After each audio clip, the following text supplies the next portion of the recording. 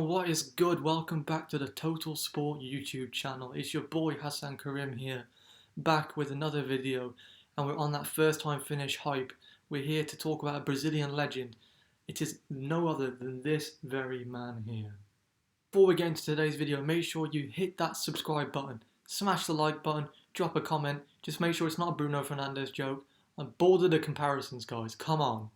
Also, make sure to check out our friends over at First Time Finish. Their content is fantastic. It's what's making these videos come forward, so please do check them out. You will not be disappointed. Anyways, enough with the plugs, on with today's video. So, Kaka, when that name comes up, what are the first few things you think of? The San Siro, AC Milan, the number 22. The first few things you think of are definitely those. Then after that, the Brazil shirt. Anyhow, his time at AC Milan was nothing short of fantastic. He won the Ballon d'Or, FIFA Men's Player of the Year, FIFA Best Player of the Year. That's before you even consider the team trophies he won. Serie and the Champions League, chief amongst those. And before you even get to those, it was the performances from that man. The incredible dribbles, the absolute thunderbolt shots from distance to go straight bursting through the net. Even the tap-ins were fantastic. His knowledge and intelligence just to be in the right place at the right time was just insane. He was just such a good player. But when he left Milan, where did it go wrong and how did it go wrong? And that is something that we will delve into in this video. Joining the club in 2003, Kaka had just quite the hard time to make inroads in that team, on paper at least. He had Rui Costa ahead of him, who was at the time the man, the absolute top dog at Milan. But the young Brazilian did it. He absolutely did it. At his best at Milan, he was played in a 4-1-2-1 or a 4-2-3-1 as the advanced playmaker. And he set about absolutely redefining that role, which he did. 104 goals in 307 appearances, or in another way of putting it, 0.61 goals per 90, which is just frankly insane. Frankly insane. I mean, for reference, Frank Lampard was seen as the greatest attacking midfielder, well, scoring midfielder of his generation. He managed fewer goals per appearance than Kaka did. Just to really put that into perspective, that's how frighteningly good Kaka was. And every goal that he scored was different. It was always different. He was capable of everything. Long-range bangers. He was capable of getting his head to the ball from a cross or from a corner. He was capable of tap-ins. He was capable of going on an amazing run. He just completely and utterly changed the game for that position. Just time and time again, he was just unbelievable. And backed by such a strong midfield. That midfield in Milan at the time was just, on paper, insane. Seedorf, Gattuso and Pirlo right behind him, always picking him out, knowing exactly where he was going to be. And his intelligence to be in those positions at all times was what really set him apart. And his final campaign in Milan, okay, they weren't as good as what they had been, but he was still an absolute world star at the time. And whilst he would net 16 and assist 9 in his final season, he would then move on to Real Madrid. And that's where things started to change. With AC Milan finishing third in that final campaign in 2008-2009 and Carlo Ancelotti departing the club, Kaka finally moved on from AC Milan. And where did he go? The Spanish capital, Madrid, Real Madrid, the Galactico project. He was the first record-breaking transfer of that summer, only for that to be broken a little bit later by Cristiano Ronaldo. Crazy. Anyhow, £60 million, this pressure was well and truly on. He was a Ballon d'Or winner. He had shown that he was truly one of the world's elite. So was it going to be business as usual? That's what you would have expected. Because Real Madrid at this time weren't the European champions winning juggernauts that they look like they are right now. They were consistently eliminated at the round of 16 around this time. And they were also just about to be in a strong battle with Pep Guardiola's Barcelona. So Real weren't exactly a huge step up. But just for namesake alone, it must have really appealed to the Brazilian. Whilst the transfer window had been somewhat glamorous for Real Madrid, well, somewhat be an understatement, very glamorous for Real Madrid, the managerial appointment wasn't so much the case. Manuel Pellegrini was given the task of taking over Kaka's debut season in Madrid, and after quite an impressive Villarreal tenure, you could see the logic of why he was appointed, but it just didn't really work out in what they had. Pellegrini's obviously famed for liking a 4-4-2. We've seen it at Villarreal and we've seen it at Manchester City. So in that situation, Kaka didn't really fit in.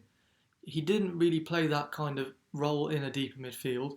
So given their creative options, This did initially cause some teething problems for him, so Pellegrini rectified that by switching to a sort of a diamond of a 4-4-2, with Kaka playing at the top of that behind two strikers, and backed by Xabi Alonso and Lassana Diarra. And he would occasionally play a 4-2-3-1, where he would play again as the creator.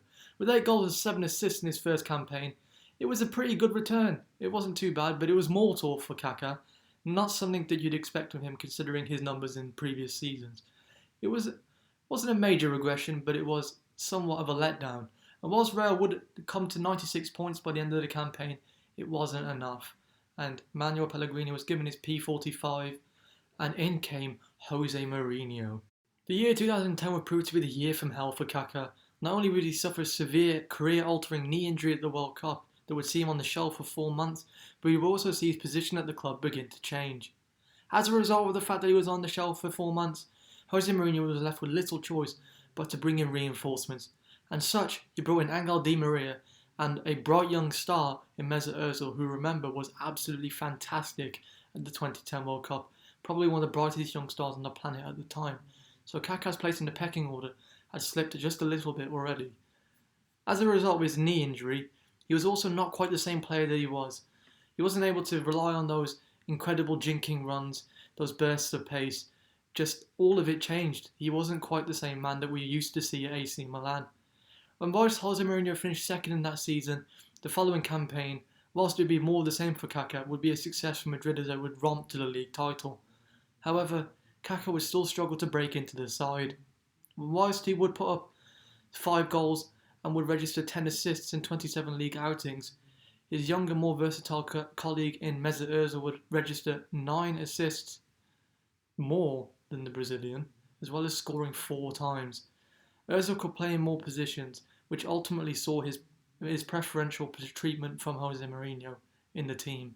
In the 2012-13 campaign, Jose Mourinho would see himself finish second, fall out with pretty much all of the Madrid staff and the players, and see himself dismissed. For that, you would think Kaka is fine now. He may have a new chance under a new manager, a new leash on life, but it was quieter than ever, just 1,300 minutes across all competitions. And with that, in came a familiar face into the dugout, and one that could possibly have led to the revival of his career, but the fairy tale ending was not to be. Carlo Ancelotti stepped into the Madrid dugout, and whilst many expected this to be the turnaround for him, working under his former boss, it was actually turning out to be the reason that Kaka would depart the club. With a new era being ushered in under Carlo Ancelotti at Real Madrid, Kaka's time at the club looked like it was really beginning to wind down. The club went out big in the market again, splashing a record fee for Gareth Bale of £85 million. And this did not do the Brazilian any favours at all. In fact, it didn't just push him down the pecking order, it pushed him out of the club completely. Angel Di Maria was chosen over him to stay within the squad, and Kaka was sent back to AC Milan. It looked like a fairy tale ending for him there, but it wasn't quite to be. Whilst he would then register 30 appearances in the league with 13 goal involvements, the contract would be terminated after Milan would fail to register themselves within the European competition places. However, even then, the time wasn't perfect back in Milan. In fact, his first game back in Italy, he tore a thigh muscle. His unlucky streak just continued. So after his departure from Milan, he would find himself within the MLS. Ultimately, the legendary career of Kaka is unquestionable, and whilst he did have a troubled time at Madrid, it's hard to really question that legacy. Yes, he struggled with injuries. Yes, he didn't quite live up to the hype that was expected of him, but there were so many factors involved in that. Obviously, the aforementioned injury, the club politics, the on and off relationship with the managers that didn't particularly suit his style. There's plenty to consider. So, yeah, his time at Madrid was troubled, but that is not ultimately what we remember him for. We will remember him for that number 22 at the San Siro.